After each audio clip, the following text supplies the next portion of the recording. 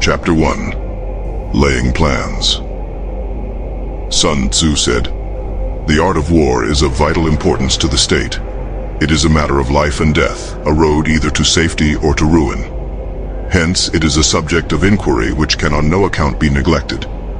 The art of war, then, is governed by 5 constant factors, to be taken into account in one's deliberations when seeking to determine the conditions obtaining in the field. These are the moral law, heaven, earth, the commander, method and discipline. The moral law causes the people to be in complete accord with their ruler, so that they will follow him regardless of their lives, undismayed by any danger. Heaven signifies night and day, cold and heat, times and seasons. Earth comprises distances, great and small, danger and security, open ground and narrow passes, the chances of life and death. The commander stands for the virtues of wisdom, sincerity, benevolence, courage and strictness. By method and discipline are to be understood the marshalling of the army in its proper subdivisions, the gradations of rank among the officers, the maintenance of roads by which supplies may reach the army, and the control of military expenditure. These 5 heads should be familiar to every general. He who knows them will be victorious. He who knows them not will fail. Therefore, in your deliberations, when seeking to determine the military conditions, let them be made the basis of a comparison in this wise. Which of the 2 sovereigns is imbued with the moral law? Which of the 2 generals has most ability? With whom lie the advantages derived from heaven and earth? On which side is discipline most rigorously enforced? Which army is the stronger? On which side are officers and men more highly trained? In which army is there the greater constancy both in reward and punishment? By means of these 7 considerations I can forecast victory or defeat. The general that hearkens to my counsel and acts upon it will conquer. Let such a one be retained in command. The general that hearkens not to my counsel nor acts upon it will suffer defeat. Let such a one be dismissed. While heeding the profit of my counsel, avail yourself also of any helpful circumstances over and beyond the ordinary rules. According as circumstances are favorable, one should modify one's plans. All warfare is based on deception. Hence, when able to attack, we must seem unable. When using our forces, we must seem inactive. When we are near, we must make the enemy believe we are far away. When far away, we must make him believe we are near. Hold out baits to entice the enemy, feign disorder and crush him. If he is secure at all points, be prepared for him. If he's in superior strength, evade him. If your opponent is of choleric temper, seek to irritate him. Pretend to be weak, that he may grow arrogant. If he is taking his ease, give him no rest. If his forces are united, separate them. Attack him where he is unprepared, appear where you are not expected. These military devices leading to victory must not be divulged beforehand. Now the general who wins a battle makes many calculations in his temple ere the battle is fought. The general who loses a battle makes but few calculations beforehand. Thus do many calculations lead to victory, and few calculations to defeat. How much more no calculation at all? It is by attention to this point that I can foresee who is likely to win or lose.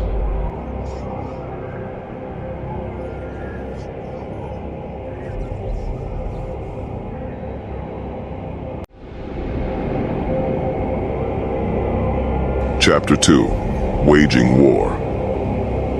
Sun Zhu said, "In the operations of war, where there are in the field 1,000 swift chariots, as many heavy chariots, and 100,000 mail-clad soldiers, with provisions enough to carry them 1,000 li, the expenditure at home and at the front, including entertainment of guests, small items such as glue and paint, and sums spent on chariots and armor, will reach the total of 1,000 ounces of silver per day. Such is the cost of raising an army of 100,000 men.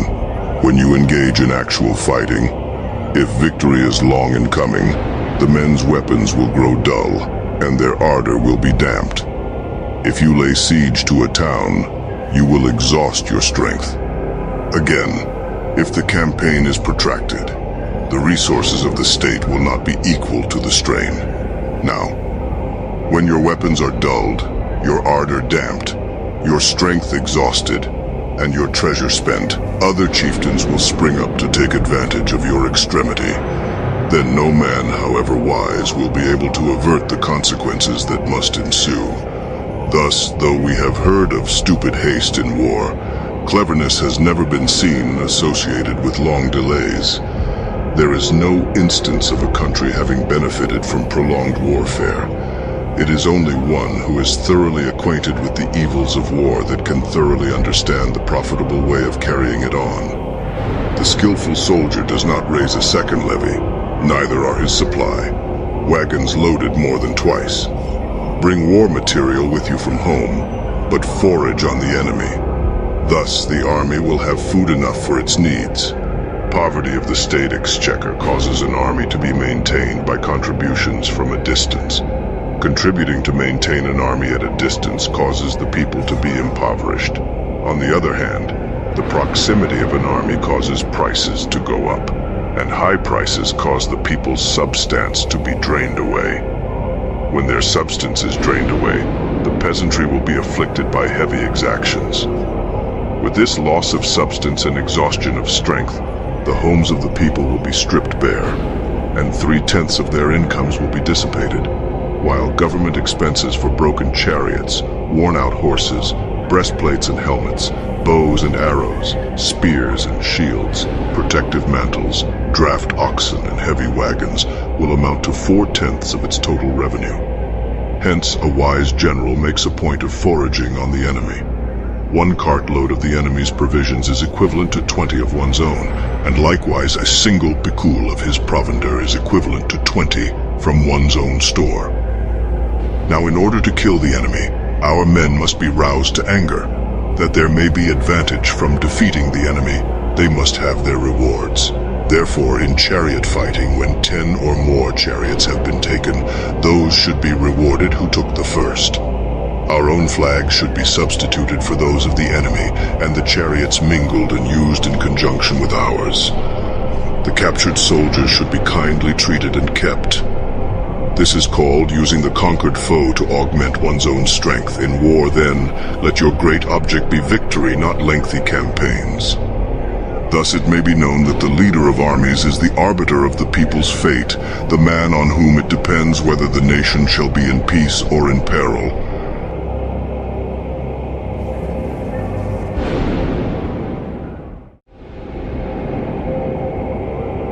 Chapter 3. Attack by Stratagem. Sun Zhu said, in the practical art of war, the best thing of all is to take the enemy's country whole and intact. To shatter and destroy it is not so good. So too it is better to capture an army entire than to destroy it, to capture a regiment, a detachment, or a company entire than to destroy them. Hence, to fight and conquer in all your battles is not supreme excellence. Supreme excellence consists in breaking the enemy's resistance without fighting. Thus, the highest form of generalship is to balk the enemy's plans. The next best is to prevent the junction of the enemy's forces. The next in order is to attack the enemy's army in the field. And the worst policy of all is to besiege walled cities. The rule is not to besiege walled cities if it can possibly be avoided. The preparation of mantlets, movable shelters, and various implements of war will take up 3 whole months, and the piling up of mounds over against the walls will take 3 months more. The general, unable to control his irritation, will launch his men to the assault like swarming ants, with the result that 1/3 of his men are slain, while the town still remains untaken. Such are the disastrous effects of a siege. Therefore, the skillful leader subdues the enemy's troops without any fighting. He captures their cities without laying siege to them. He overthrows their kingdom without lengthy operations in the field. With his forces intact, he will dispute the mastery of the empire, and thus, without losing a man, his triumph will be complete. This is the method of attacking by stratagem. It is the rule in war. If our forces are 10 to the enemy's 1, to surround him; if 5 to 1, to attack him; if twice as numerous, to divide our army into 2. If equally matched, we can offer battle. If slightly inferior in numbers, we can avoid the enemy. If quite unequal in every way, we can flee from him. Hence, though an obstinate fight may be made by a small force, in the end, it must be captured by the larger force. Now the general is the bulwark of the state. If the bulwark is complete at all points, the state will be strong. If the bulwark is defective, the state will be weak. There are three ways in which a ruler can bring misfortune upon his army: by commanding the army to advance or to retreat, being ignorant of the fact that it cannot obey. This is called hobbling the army. By attempting to govern an army in the same way as he administers a kingdom, being ignorant of the conditions which obtain in an army. This causes restlessness in the soldiers' minds. By employing the officers of his army without discrimination, through ignorance of the military principle of adaptation to circumstances. This shakes the confidence of the soldiers. But when the army is restless and distrustful, trouble is sure to come from the other feudal princes. This is simply bringing anarchy into the army and flinging victory away. Thus we may know that there are 5 essentials for victory. He will win who knows when to fight and when not to fight. He will win who knows how to handle both superior and inferior forces. He will win whose army is animated by the same spirit throughout all its ranks. He will win who, prepared himself, waits to take the enemy unprepared. He will win who has military capacity and is not interfered with by the sovereign. Victory lies in the knowledge of these 5 points. Hence the saying, if you know the enemy and know yourself, you need not fear the result of 100 battles. If you know yourself, but not the enemy, for every victory gained, you will also suffer a defeat. If you know neither the enemy nor yourself, you will succumb in every battle.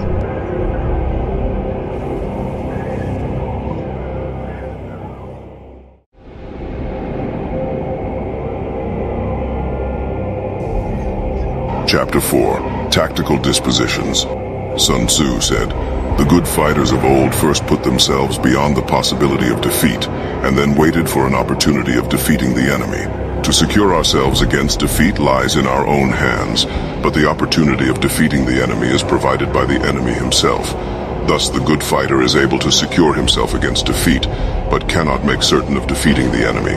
Hence the saying, one may know how to conquer without being able to do it." Security against defeat implies defensive tactics. Ability to defeat the enemy means taking the offensive. Standing on the defensive indicates insufficient strength. Attacking, a superabundance of strength. The general who is skilled in defense hides in the most secret recesses of the earth. He who is skilled in attack flashes forth from the topmost heights of heaven, no meaning at all. Thus, on the one hand, we have ability to protect ourselves. On the other, a victory that is complete. To see victory only when it is within the ken of the common herd is not the acme of excellence. Neither is it the acme of excellence if you fight and conquer and the whole empire says, "Well done." To lift an autumn hair is no sign of great strength. To see sun and moon is no sign of sharp sight. To hear the noise of thunder is no sign of a quick ear. What the ancients called a clever fighter is one who not only wins but excels in winning with ease. Hence his victories bring him neither reputation for wisdom nor credit for courage. He wins his battles by making no mistakes. Making no mistakes is what establishes the certainty of victory, for it means conquering an enemy that is already defeated. Hence, the skillful fighter puts himself into a position which makes defeat impossible, and does not miss the moment for defeating the enemy. Thus it is that in war, the victorious strategist only seeks battle after the victory has been won, whereas he who is destined to defeat first fights, and afterwards looks for victory. The consummate leader cultivates the moral law, and strictly adheres to method and discipline. Thus, it is in his power to control success. In respect of military method, we have firstly, measurement. Secondly, estimation of quantity. Thirdly, calculation. Fourthly, balancing of chances. Fifthly, victory.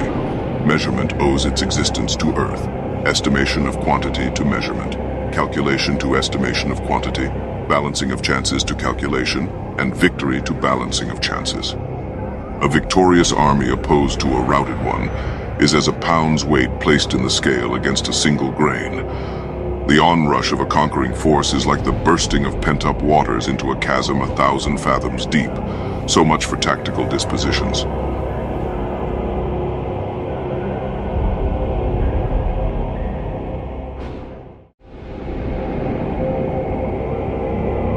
Chapter 5. Energy. Sun Zhu said, "The control of a large force is the same in principle as the control of a few men. It is merely a question of dividing up their numbers. Fighting with a large army under your command is no wise different from fighting with a small one. It is merely a question of instituting signs and signals. To ensure that your whole host may withstand the brunt of the enemy's attack and remain unshaken. This is effected by maneuvers direct and indirect. That the impact of your army may be like a grindstone dashed against an egg. This is affected by the science of weak points and strong. In all fighting, the direct method may be used for joining battle, but indirect methods will be needed in order to secure victory. Indirect tactics, efficiently applied, are inexhaustible as heaven and earth, unending as the flow of rivers and streams. Like the sun and moon, they end but to begin anew. Like the four seasons, they pass away but to return once more. There are not more than 5 musical notes, yet the combinations of these 5 give rise to more melodies than can ever be heard. There are not more than 5 primary colors, yet in combination they produce more hues than can ever be seen. There are not more than 5 cardinal tastes, yet combinations of them yield more flavors than can ever be tasted. In battle, there are not more than 2 methods of attack, the direct and the indirect. Yet these 2 in combination give rise to an endless series of maneuvers. The direct and the indirect lead on to each other in turn. It is like moving in a circle. You never come to an end. Who can exhaust the possibilities of their combination? The onset of troops is like the rush of a torrent which will even roll stones along in its course. The quality of decision is like the well-timed swoop of a falcon which enables it to strike and destroy its victim. Therefore, the good fighter will be terrible in his onset and prompt in his decision. Energy may be likened to the bending of a crossbow, decision to the releasing of the trigger. Amid the turmoil and tumult of battle, there may be seeming disorder and yet no real disorder at all. Amid confusion and chaos, your array may be without head or tail, yet it will be proof against defeat. Simulated disorder postulates perfect discipline. Simulated fear postulates courage. Simulated weakness postulates strength. Hiding order beneath the cloak of disorder is simply a question of subdivision. Concealing courage under a show of timidity presupposes a fund of latent energy. Masking strength with weakness is to be effected by tactical dispositions. Thus, one who is skillful at keeping the enemy on the move maintains deceitful appearances, according to which the enemy will act. He sacrifices something, that the enemy may snatch at it. By holding out baits, he keeps him on the march. Then, with a body of picked men, he lies in wait for him.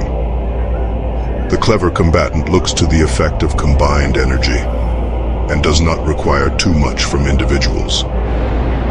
Hence, his ability to pick out the right men and to utilize combined energy.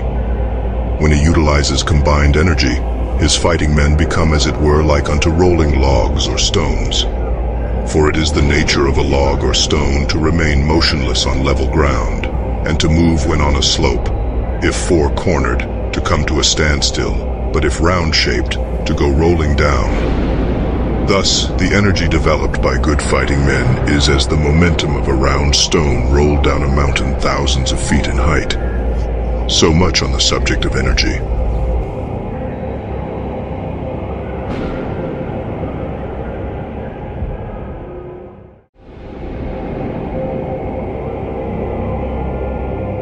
Chapter 6. Weak points and strong military tactics. Sun Zhu said, "Whoever is first in the field and awaits the coming of the enemy will be fresh for the fight. Whoever is second in the field and has to hasten to battle will arrive exhausted."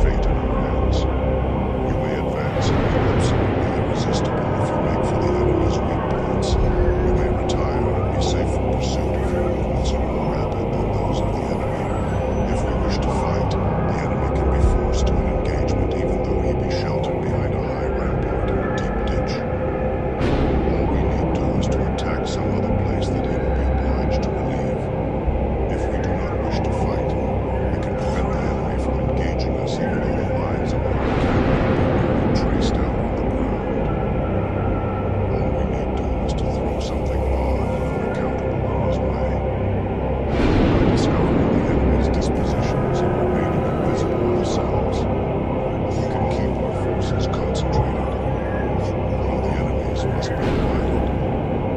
We can form a single united body, while the enemy must split up into fractions.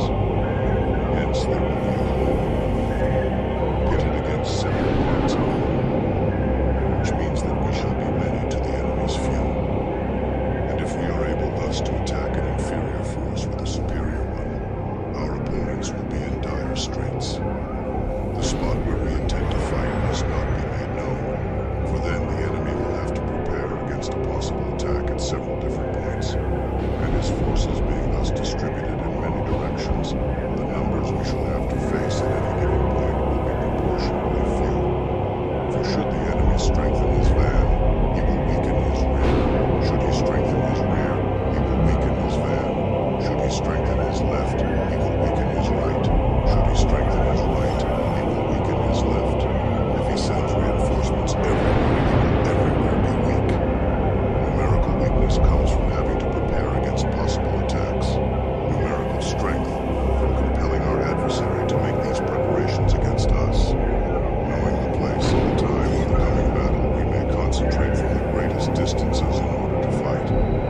But if neither time nor place be known, then the left wing will be impotent to succor the right, the right equally impotent to succor the left, the van unable to relieve the rear, with the rear to support the van.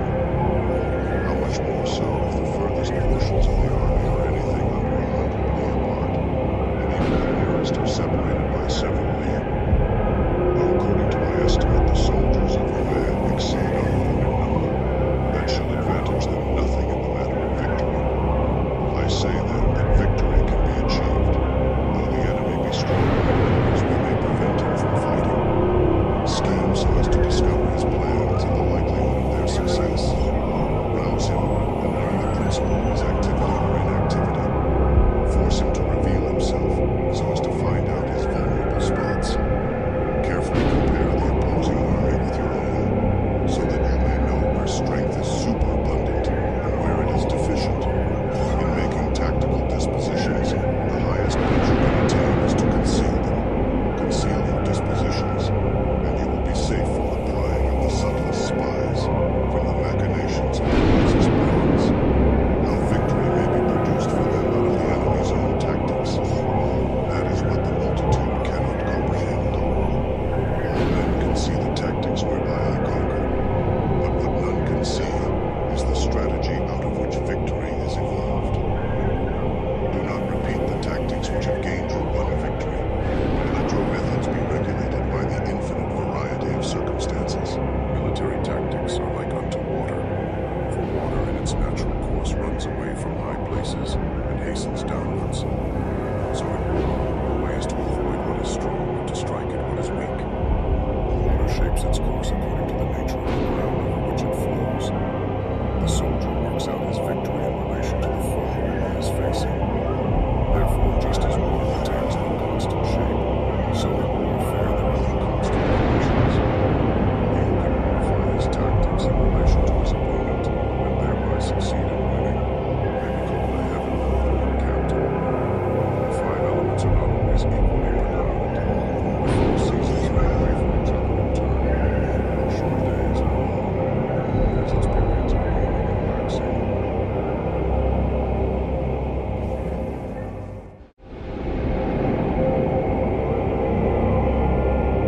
Chapter 7. Maneuvering. Sun Zhu said, "In war, the general receives his commands from the sovereign. Having collected an army and concentrated his forces, he must blend and harmonize the different elements thereof before pitching his camp. After that comes tactical maneuvering, than which there is nothing more difficult. The difficulty of tactical maneuvering consists in turning the devious into the direct, and misfortune into gain. Thus, to take a long and circuitous route, after enticing the enemy out of the way, and though starting after him, to contrive to reach the goal before him, shows knowledge of the artifice of deviation. Maneuvering with an army is advantageous, with an undisciplined multitude, most dangerous. If you set a fully equipped army in march in order to snatch an advantage, the chances are that you will be too late. On the other hand, To detach a flying column for the purpose involves the sacrifice of its baggage and stores. Thus, if you order your men to roll up their buff coats and make forced marches without halting day or night, covering double the usual distance at a stretch, doing 100 li in order to wrest an advantage, the leaders of all your 3 divisions will fall into the hands of the enemy. The stronger men will be in front, the jaded ones will fall behind, and on this plan only 1/10 of your army will reach its destination. If you march 50 li in order to outmaneuver the enemy, you will lose the leader of your 1st division, and only half your force will reach the goal. If you march 30 li with the same object, 2/3 of your army will arrive. We may take it then that an army without its baggage train is lost. Without provisions it is lost. Without bases of supply, it is lost. We cannot enter into alliances until we are acquainted with the designs of our neighbors. We are not fit to lead an army on the march unless we are familiar with the face of the country, its mountains and forests, its pitfalls and precipices, its marshes and swamps. We shall be unable to turn natural advantage to account unless we make use of local guides. In war, practice dissimulation, and you will succeed. Whether to concentrate or to divide your troops must be decided by circumstances. Let your rapidity be that of the wind, your compactness that of the forest. In raiding and plundering be like fire, is immovability like a mountain. Let your plans be dark and impenetrable as night, and when you move, fall like a thunderbolt. When you plunder a countryside, let the spoil be divided amongst your men. When you capture new territory, cut it up into allotments for the benefit of the soldiery. Ponder and deliberate before you make a move. He will conquer who has learnt the artifice of deviation. Such is the art of maneuvering. The Book of Army Management says, "On the field of battle, the spoken word does not carry far enough. Hence the institution of gongs and drums. Nor can ordinary objects be seen clearly enough. Hence the institution of banners and flags." Gongs and drums, banners and flags are means whereby the ears and eyes of the host may be focused on one particular point. The host thus forming a single united body, is it impossible either for the brave to advance alone or for the cowardly to retreat alone. This is the art of handling large masses of men. In night fighting, then, make much use of signal fires and drums, and in fighting by day, of flags and banners, as a means of influencing the ears and eyes of your army. A whole army may be robbed of its spirit. A commander-in-chief may be robbed of his presence of mind. Now a soldier's spirit is keenest in the morning. By noonday it has begun to flag, and in the evening his mind is bent only on returning to camp. A clever general, therefore, avoids an army when its spirit is keen, but attacks it when it is sluggish and inclined to return. This is the art of studying moods, disciplined and calm to await the appearance of disorder and hubbub amongst the enemy. This is the art of retaining self-possession. To be near the goal while the enemy is still far from it. To wait at ease while the enemy is toiling and struggling. To be well fed while the enemy is famished. This is the art of husbanding one's strength. To refrain from intercepting an enemy whose banners are in perfect order. To refrain from attacking an army drawn up in calm and confident array. This is the art of studying circumstances. It is a military axiom not to advance uphill against the enemy, nor to oppose him when he comes downhill. Do not pursue an enemy who simulates flight. Do not attack soldiers whose temper is keen. Do not swallow bait offered by the enemy. Do not interfere with an army that is returning home. When you surround an army, leave an outlet free. Do not press a desperate foe too hard. Such is the art of warfare.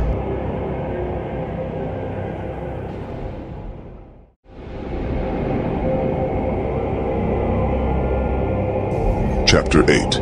Variation in Tactics. Sun Zhu said, "In war, the general receives his commands from the sovereign, collects his army, and concentrates his forces. When in difficult country, do not encamp. In country where high roads intersect, join hands with your allies. Do not linger in dangerously isolated positions. In hemmed-in situations, you must resort to stratagem. In desperate position, you must fight. There are roads which must not be followed. Armies which must be not attacked, towns which must be besieged, positions which must not be contested, commands of the sovereign which must not be obeyed. The general who thoroughly understands the advantages that accompany variation of tactics knows how to handle his troops. The general who does not understand these may be well acquainted with the configuration of the country, yet he will not be able to turn his knowledge to practical account. So, the student of war who is unversed in the art of war of varying his plans, even though he be acquainted with the 5 advantages, will fail to make the best use of his men. Hence, in the wise leader's plans, considerations of advantage and of disadvantage will be blended together. If our expectation of advantage be tempered in this way, we may succeed in accomplishing the essential part of our schemes. If, on the other hand, in the midst of difficulties we are always ready to seize an advantage, we may extricate ourselves from misfortune, reduce the hostile chiefs by inflicting damage on them, and make trouble for them, and keep them constantly engaged, hold out specious allurements, and make them rush to any given point. The art of war teaches us to rely not on the likelihood of the enemy's not coming, but on our own readiness to receive him. Not on the chance of his not attacking, but rather on the fact that we have made our position unassailable. There are 5 dangerous faults which may affect a general. Recklessness, which leads to destruction. Cowardice, which leads to capture. A hasty temper, which can be provoked by insults. A delicacy of honor which is sensitive to shame. Over-solicitude for his men, which exposes him to worry and trouble. These are the 5 besetting sins of a general, ruinous to the conduct of war. When an army is overthrown and its leader slain, the cause will surely be found among these 5 dangerous faults. Let them be a subject of meditation.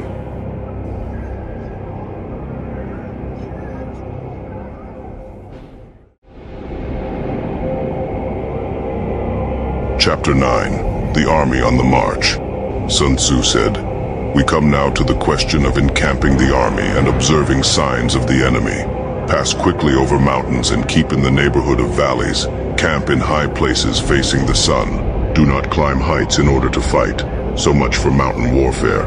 After crossing a river, you should get far away from it. When an invading force crosses a river in its onward march, do not advance to meet it in midstream. It will be best to let half the army get across, and then deliver your attack.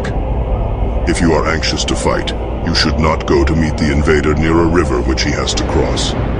Moor your craft higher up than the enemy, and facing the sun. Do not move upstream to meet the enemy. So much for river warfare. In crossing salt marshes, your sole concern should be to get over them quickly, without any delay. If forced to fight in a salt marsh, you should have water and grass near you, and get your back to a clump of trees. So much for operations in salt marshes. In dry, level country, take up an easily accessible position with rising ground to your right and on your rear, so that the danger may be in front, and safety lie behind. So much for campaigning in flat country. These are the 4 useful branches of military knowledge which enabled the Yellow Emperor to vanquish 4 several sovereigns. All armies prefer high ground to low and sunny places to dark. If you are careful of your men and camp on hard ground, the army will be free from disease of every kind, and this will spell victory.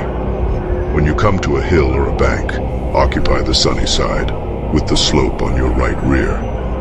Thus, you will at once act for the benefit of your soldiers and utilize the natural advantages of the ground. When, in consequence of heavy rains up country, a river which you wish to ford is swollen and flecked with foam, you must wait until it subsides.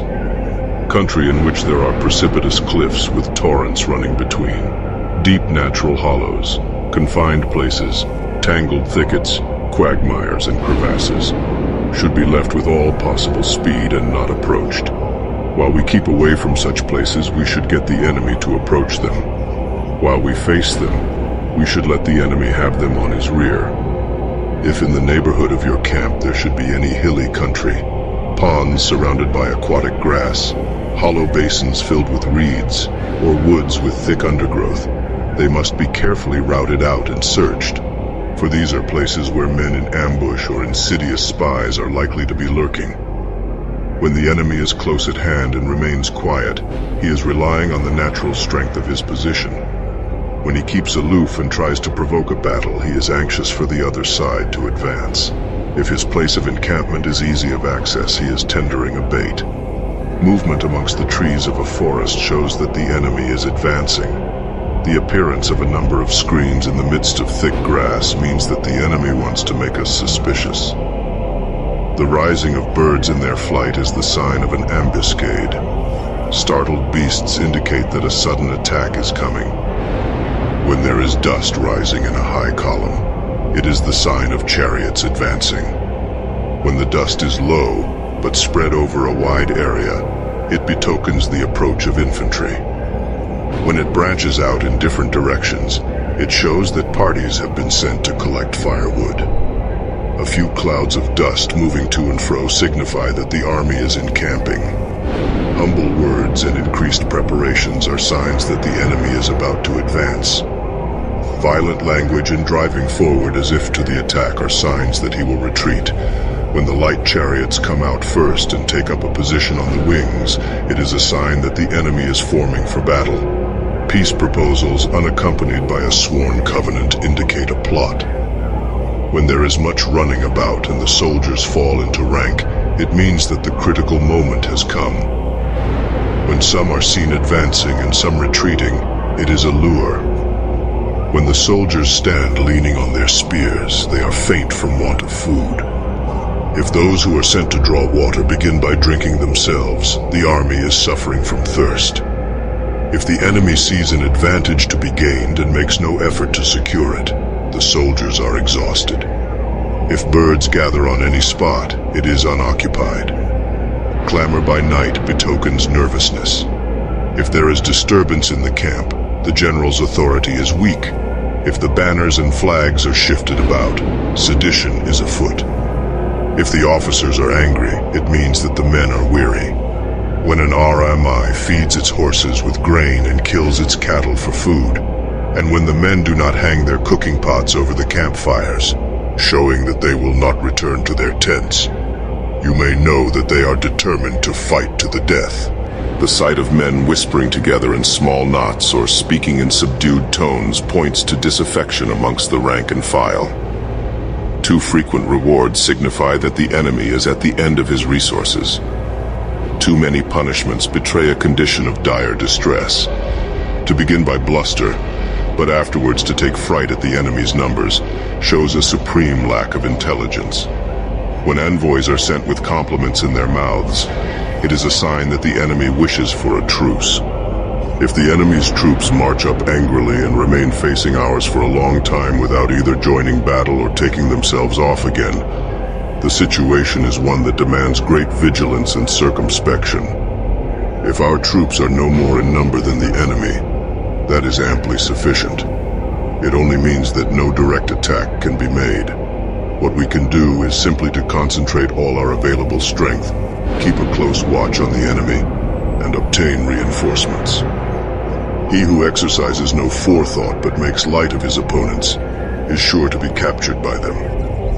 If soldiers are punished before they have grown attached to you, they will not prove submissive, and unless submissive, then will be practically useless. If, when the soldiers have become attached to you, punishments are not enforced, they will still be unless. Therefore, soldiers must be treated in the first instance with humanity, but kept under control by means of iron discipline. This is a certain road to victory. If in training, soldiers' commands are habitually enforced, the army will be well disciplined. If not, its discipline will be bad.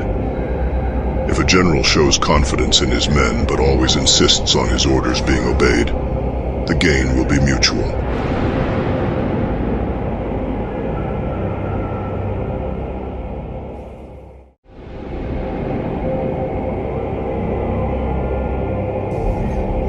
Chapter 10. Terrain. Sun Zhu said, "We may distinguish 6 kinds of terrain, to wit, accessible ground, entangling ground, temporizing ground, narrow passes, precipitous heights, positions at a great distance from the enemy. Ground which can be freely traversed by both sides is called accessible. With regard to ground of this nature, be before the enemy in occupying the raised and sunny spots, and carefully guard your line of supplies. Then you will be able to fight with advantage. Ground which can be abandoned but is hard to reoccupy is called entangling. From a position of this sort, if the enemy is unprepared, you may sally forth and defeat him.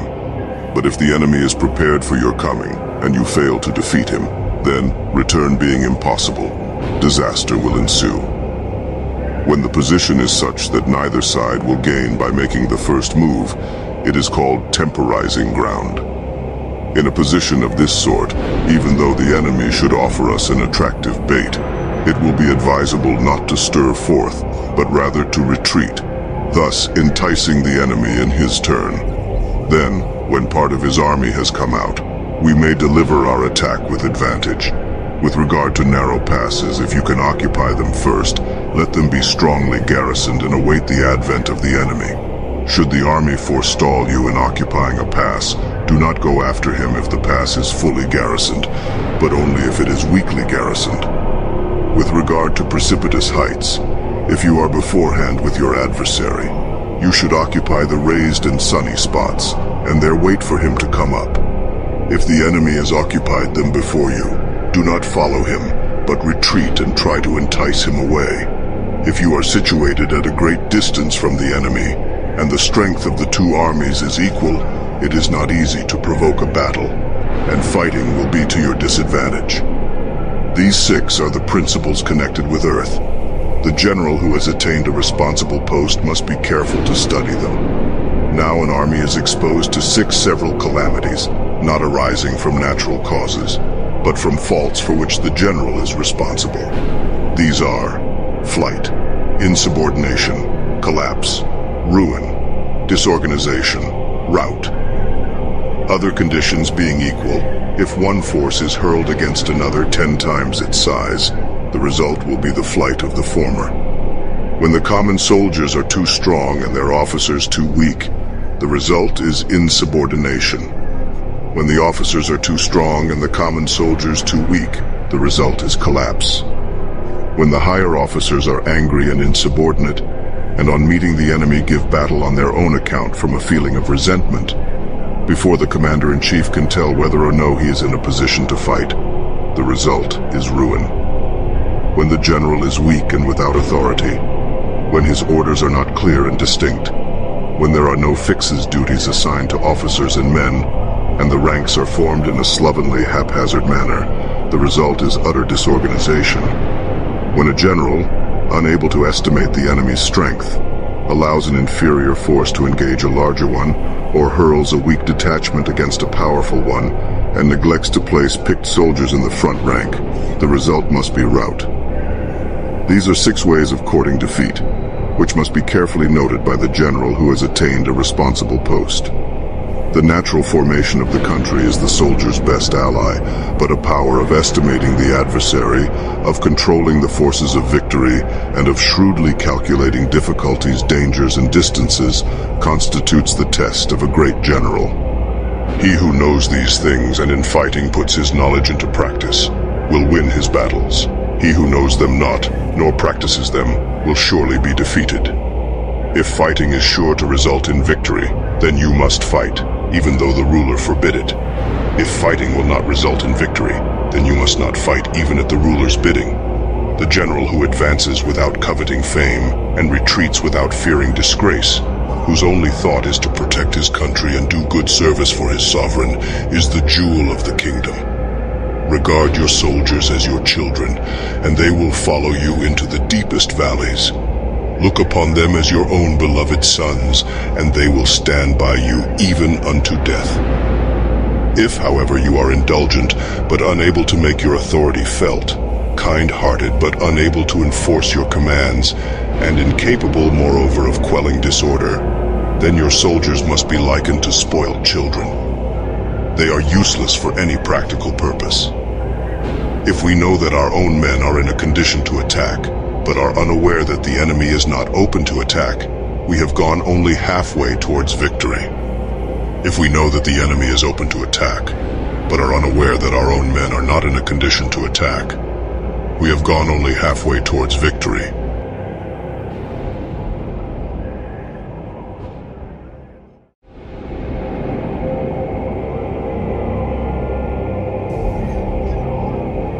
Chapter 11. The 9 Situations. Sun Zhu said, "The art of war recognizes 9 varieties of ground: dispersive ground, facile ground, contentious ground, open ground, ground of intersecting highways, serious ground, difficult ground, hemmed-in ground, desperate ground. When a chieftain is fighting in his own territory, it is dispersive ground. When he has penetrated into hostile territory, but to no great distance, it is facile ground. Ground the possession of which imports great advantage to either side is contentious ground.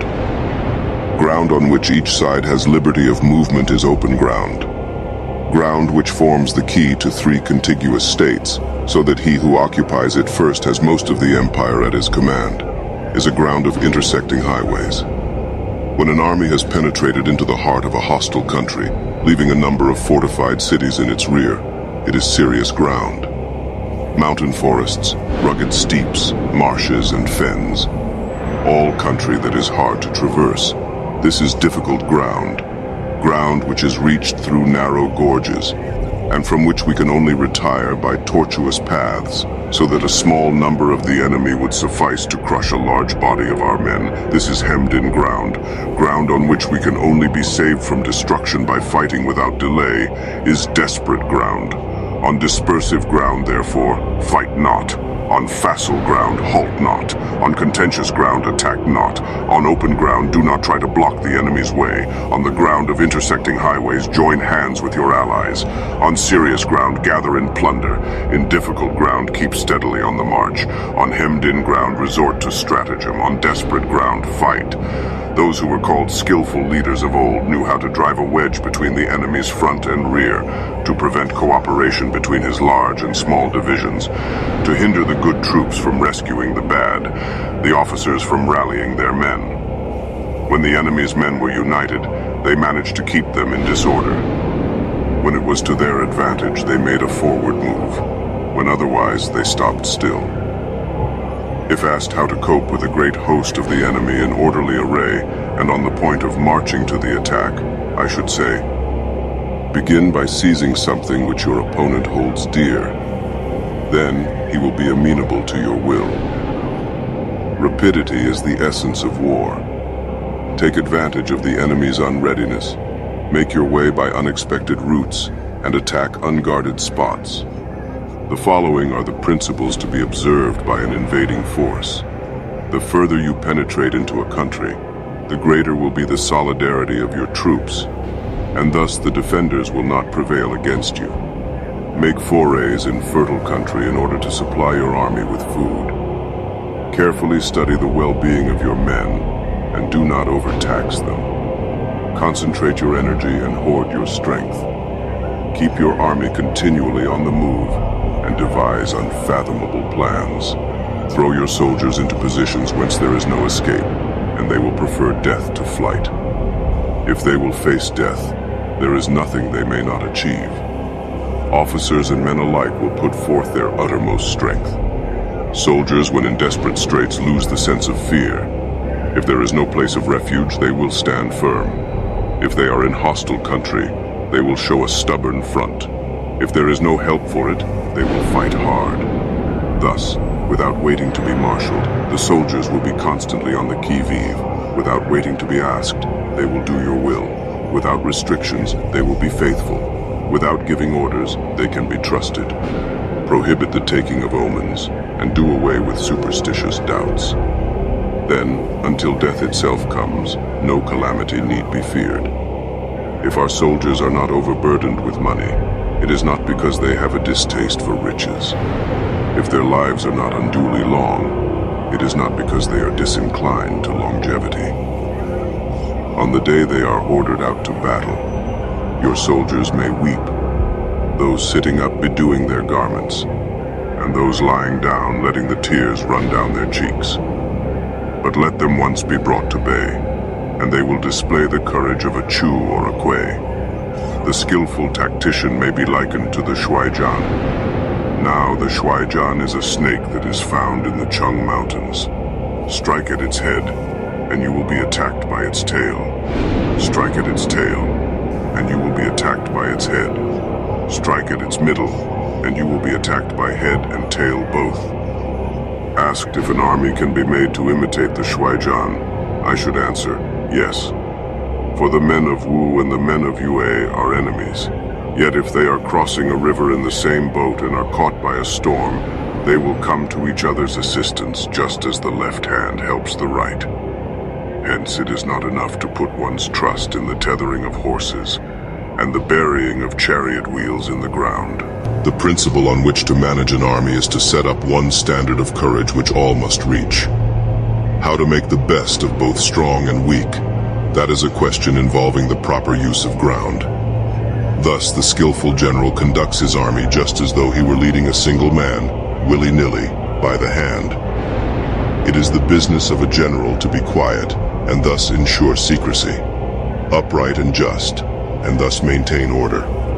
He must be able to mystify his officers and men by false reports and appearances, and thus keep them in total ignorance.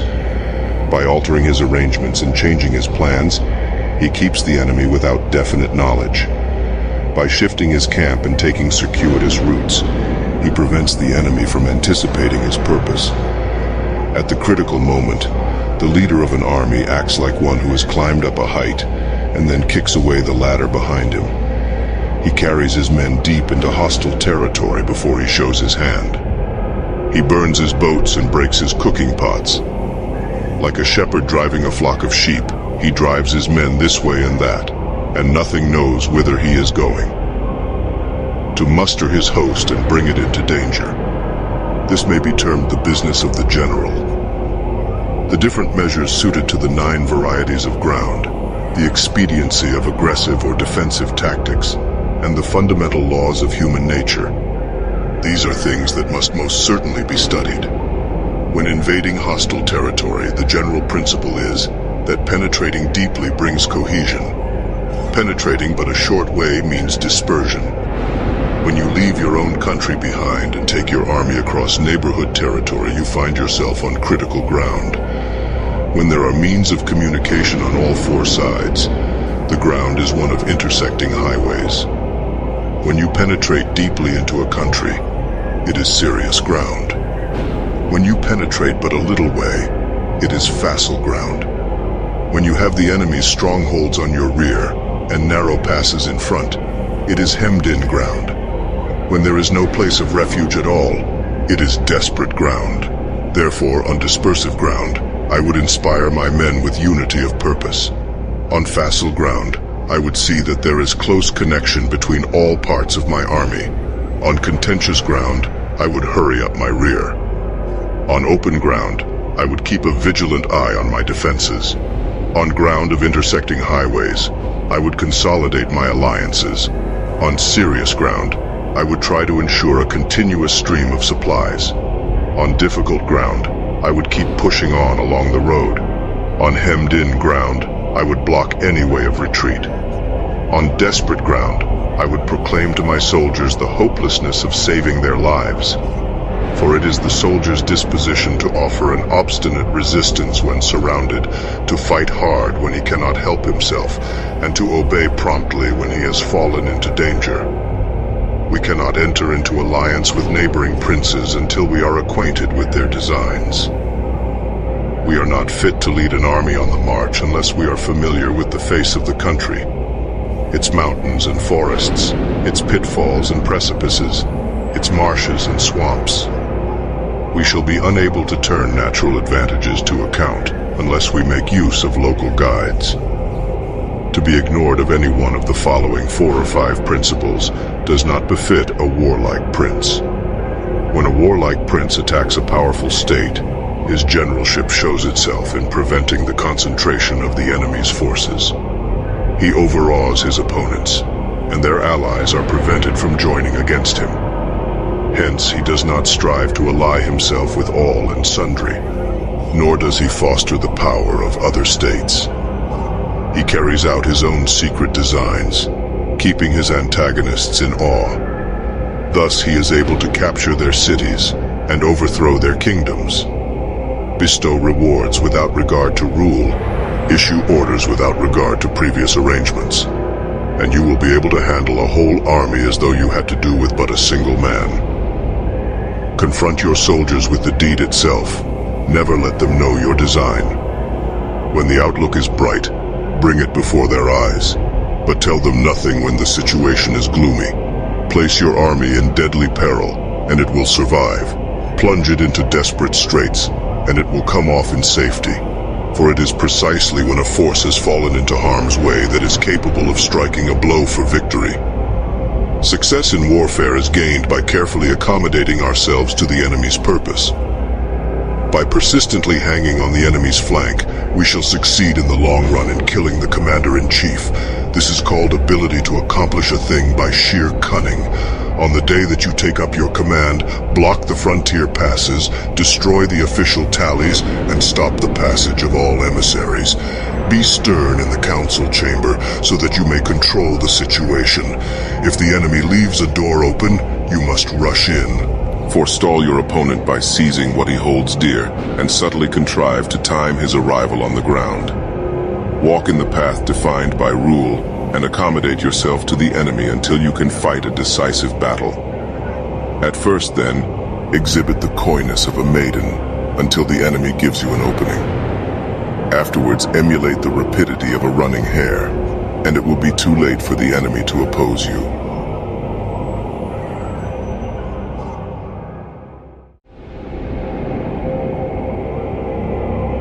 Chapter 12. The Attack by Fire.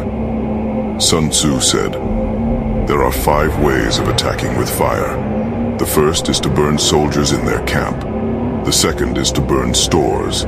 The third is to burn baggage trains. The fourth is to burn arsenals and magazines. The fifth is to hurl dropping fire amongst the enemy. In order to carry out an attack, we must have means available. The material for raising fire should always be kept in readiness. There is a proper season for making attacks with fire, and special days for starting a conflagration. The proper season is when the weather is very dry. The special days are those when the moon is in the constellations of the sieve, the wall, the wing, or the crossbar. For these 4 are all days of rising wind. In attacking with fire, one should be prepared to meet 5 possible developments. When fire breaks out inside to enemy's camp, respond at once with an attack from without. If there is an outbreak of fire, but the enemy's soldiers remain quiet, bide your time and do not attack. When the force of the flames has reached its height, follow it up with an attack if that is practicable. If not, stay where you are. If it is possible to make an assault with fire from without, do not wait for it to break out within, but deliver your attack at a favorable moment. When you start a fire, be to windward of it. Do not attack from the leeward. A wind that rises in the daytime lasts long, but a night breeze soon falls. In every army, the 5 developments connected with fire must be known, the movements of the stars calculated, and a watch kept for the proper days. Hence, those who use fire as an aid to the attack show intelligence. Those who use water as an aid to the attack gain an accession of strength. By means of water, an enemy may be intercepted, but not robbed of all his belongings. Unhappy is the fate of one who tries to win his battles and succeed in his attacks without cultivating the spirit of enterprise, for the result is waste of time and general stagnation. Hence the saying, "The enlightened ruler lays his plans well ahead. The good general cultivates his resources. Move not unless you see an advantage. Use not your troops unless there is something to be gained. Fight not unless the position is critical. No ruler should put troops into the field merely to gratify his own spleen. No general should fight a battle simply out of pique. If it is to your advantage, make a forward move. If not, stay where you are. Anger may in time change to gladness. Vexation may be succeeded by content. But a kingdom that has once been destroyed can never come again into being, nor can the dead ever be brought back to life. Hence, the enlightened ruler is heedful, and the good general full of caution. This is the way to keep a country at peace and an army intact.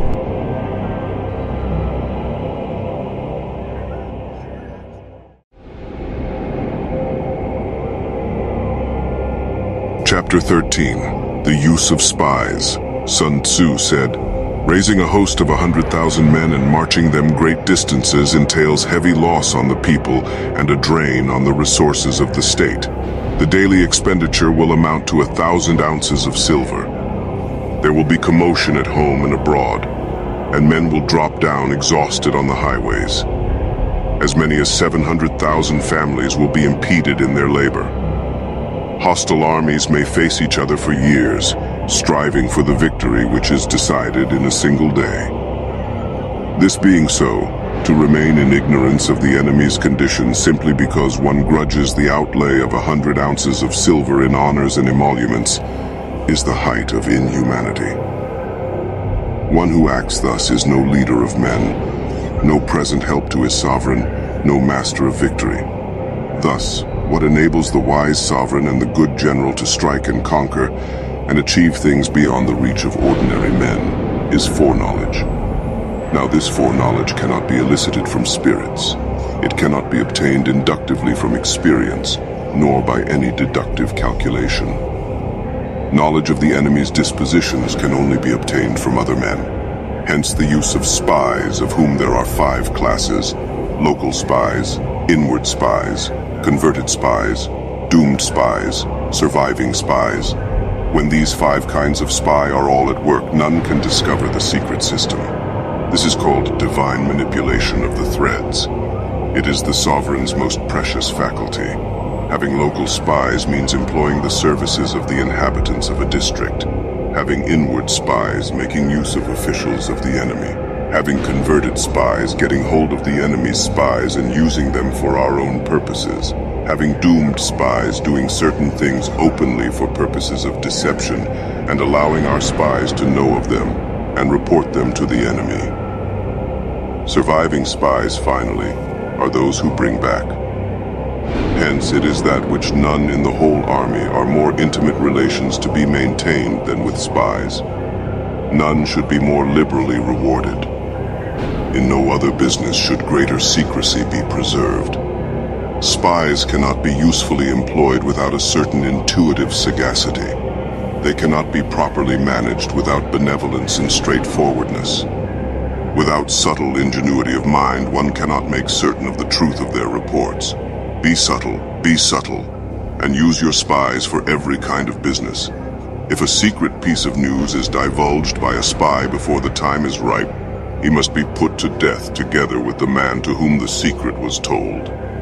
Whether the object be to crush an army, to storm a city, or to assassinate an individual, it is always necessary to begin by finding out the names of the attendants, the aides de camp, and doorkeepers and sentries of the general in command. Our spies must be commissioned to ascertain these. The enemy's spies who have come to spy on us must be sought out, tempted with bribes, led away and comfortably housed. Thus they will become converted spies and available for our service. It is through the information brought by the converted spy that we are able to acquire and employ local and inward spies. It is owing to his information again that we can cause the doomed spy to carry false tidings to the enemy. Lastly, it is by his information that the surviving spy can be used on appointed occasions. The end and aim of spying in all its 5 varieties is knowledge of the enemy, and this knowledge can only be derived in the first instance from the converted spy. Hence, it is essential that the converted spy be treated with the utmost liberality. Of old, the rise of the Yin dynasty was due to Yi Qi, who had served under the Xia. Likewise, the rise of the Zhou dynasty was due to Lu Ya, who had served under the Yin. Hence, it is only the enlightened ruler and the wise general who will use the highest intelligence of the army for purposes of spying, and thereby they achieve great results. Spies are a most important element in water because on them depends an army's ability to move.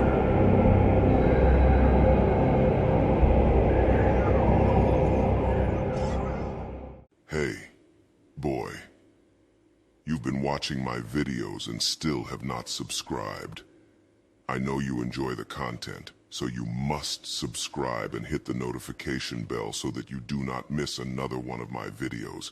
Do it now, or you may meet the god I once was.